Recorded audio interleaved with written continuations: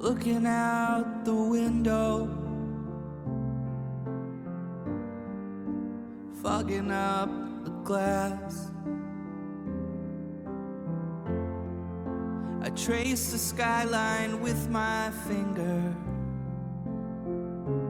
I'm wondering where you're at.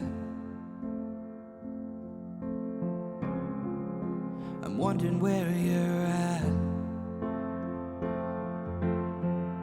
You keep it hidden, keep it underneath your skin. Don't even leave a trail so you forget where you have been. Sorry, Moon. Gotta find another place. I'm sorry. Oh, she's so disappointed. I'm sorry, girl. Find another place.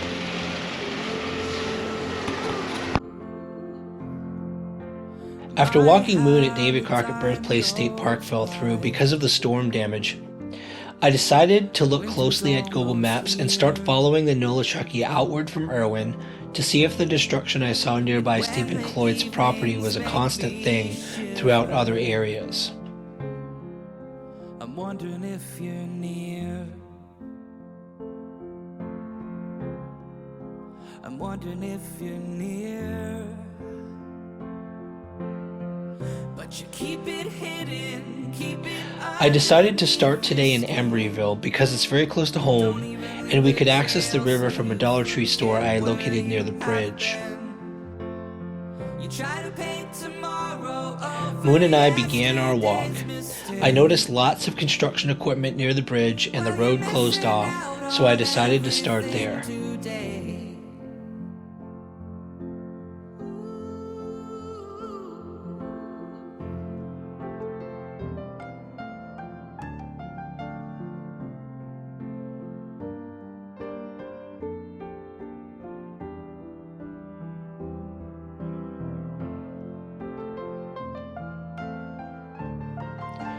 What I discovered is that the bridge is no more, and on the way to the bridge, I saw in the distance what I thought was a debris field, just things workers were pulling from the river.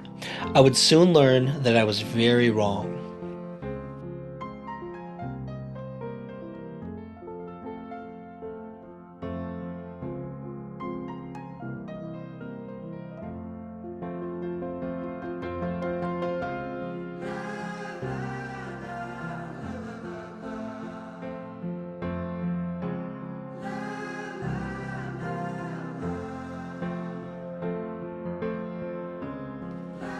Moon and I headed back to the Dollar Tree store and then took A.J. Willis Road down toward the river. Once again, I wasn't prepared for what I was about to see and learn.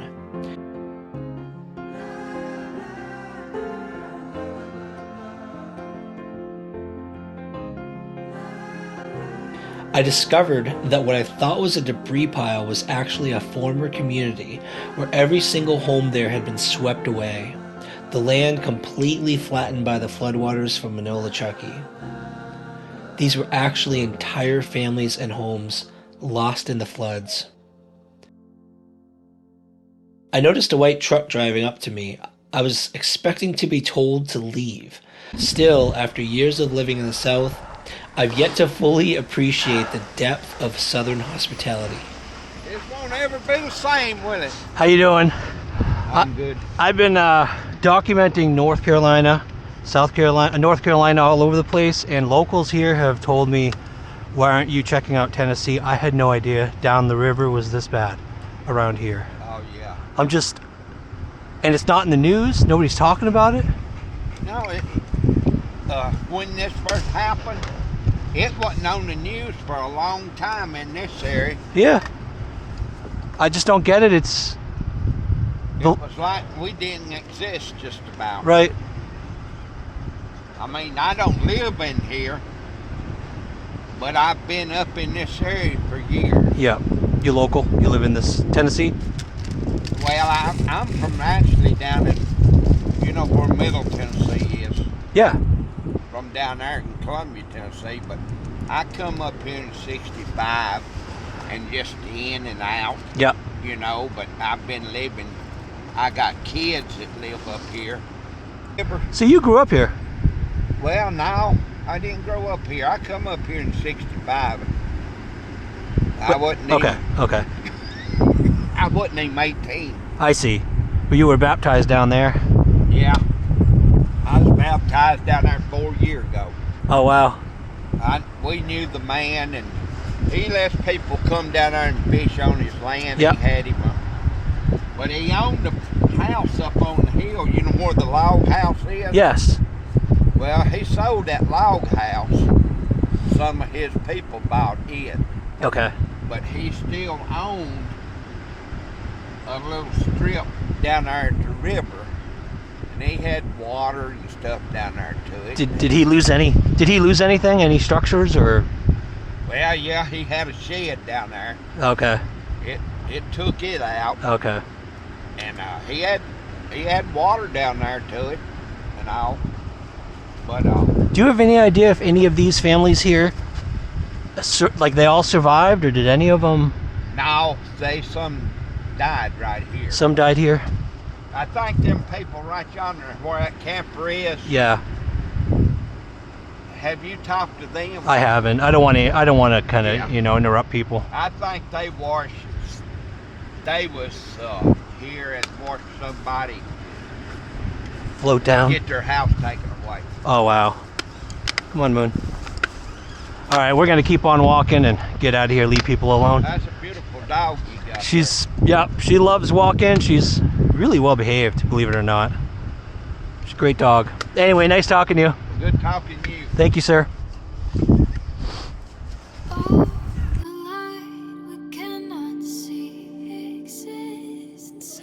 We continued on our way along the Nolichucky River. I was mesmerized by the sight of the land stripped away on both sides of the river, and the gap in Highway 81 in the distance. Where the bridge had been, only sky and the river flowing through a small channel. I don't know why I didn't point the camera in the direction of the demolished homes, the flattened community.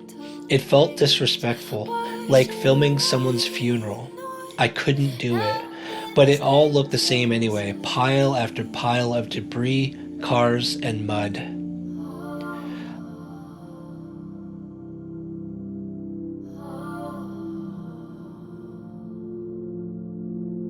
I saw a black truck drive past me before turning into a driveway at one of the demolished lots. I was sure this time someone would be telling me to leave.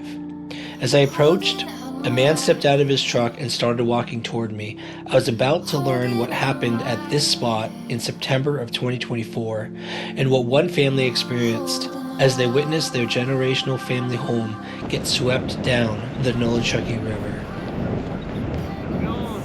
You live around here? You live around here? This was my place. This was your place? Yeah. Oh my gosh. So From over there. So this was your place? Yeah. Everybody was okay? Yeah. The kids were there. We just couldn't let them see where they'd cleaned up. Done So stuff. your whole house got swept, right? Oh yeah. We had a house that was built here in 1890. Oh, it was an older house. Wow. Governor that owned. That's what the bridge was named after. Oh wow. Were you guys home? Yeah, we were here. I'd let work, and around lunch, you come home, and the water was already in the road over here, and we're kind of used to water getting Right. But what they're calling for wasn't normal, and I took one of her buddies out to the bridge to meet her parents. Yep. Through the field, and when I was there, and it was going around this way, it kind of like a little island around us. So by the time we figured out we better go, we just locked the truck through the field. You were pretty much almost surrounded by the water at that point. Yeah, when we got out. So you drove through the water, got out? But it wasn't high, but it was coming around. Covered. Yeah, another 15 or 20 minutes it would have been. So you guys got out okay? Yeah.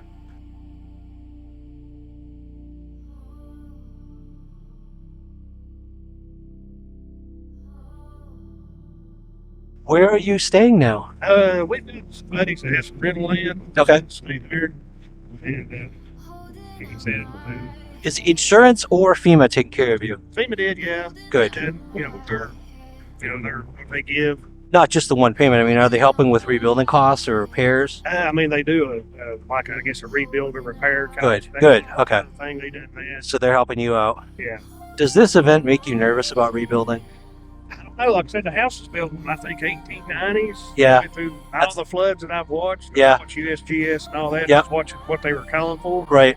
And it's been through all of it. It's a good point. But I mean, that I many. wasn't really worried when they said 15 feet. It should have been like right here. Right. And then it started coming up. And I'm like, Do you know how high the water eventually got here? and the bridge kind of backed up. It made a big dam right here where the road's curved. Yeah. Like way those containers are. They ended up all over there just going even green. Okay. So it just kind of made a lake. Can you believe it? With that high, it could go over the road too. That means this was a lake. Yeah. At one point. Yeah, I've got several pictures of it. And then when the bridge broke, it just like pork in a tub or something. And everything. There was like a tidal wave coming through. Then it went down there. What an insane sight that must have been Yeah. to see the bridge bust. I'll follow you. I'll follow you. I'll follow you. Tides are turning. I'll follow. I'll follow you. I'll follow you. Damn, man. The only thing left, the damn boat tied to my Jeep out there. And it's going to be gone.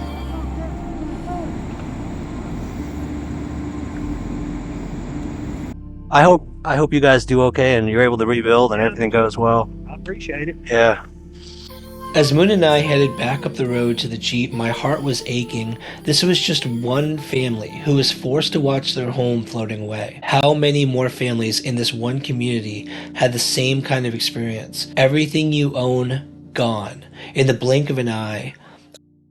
As Moon and I rode home, I saw the rest of Embreeville. What I saw was shocking.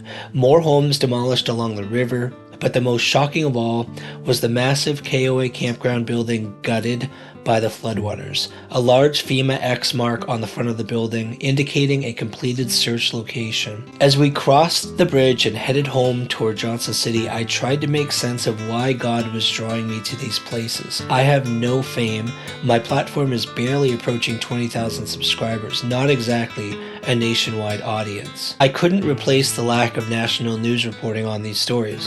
What exactly could I do to help? Then I remembered years ago when I was a blogger writing articles for a Native American woman in California, a woman who crafted ceremonial drums for storytelling circles. I once told her how much I admired Native American storytellers, how their history was handed down from generation to generation through stories. She responded, "But Ryan, you are a storyteller." I never forgot the mark those words left on me. Proverbs 31:8 reads, "Speak up for those who cannot speak for themselves, for the rights of all who are destitute. Speak up and judge fairly, defend the rights of the poor and needy." Maybe that's all I can do.